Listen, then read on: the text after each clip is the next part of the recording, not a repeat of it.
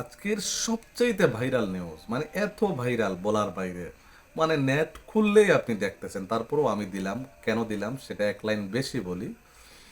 এটা কিন্তু মুসলিম পারিবারিক বিয়ের আইন, এটা গোপন করে, অর্থাৎ সিস্টেম করে, অনিয়ম করে রেখে দেওয়া হয়েছিল যে স্ত্রীর অনুমতি লাগবে দ্বিতীয় বিয়েতে, আর না হয় জেল।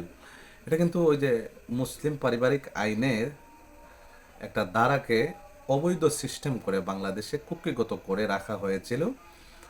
তো 2022 সালে এটাকে রেড করার পরে এখন মোটামুটি এটা আজকে হাইকোর্ট থেকে ক্লিয়ার হয়েছে যে দ্বিতীয় বিয়ে করলে স্ত্রীর অনুমতি লাগবে না।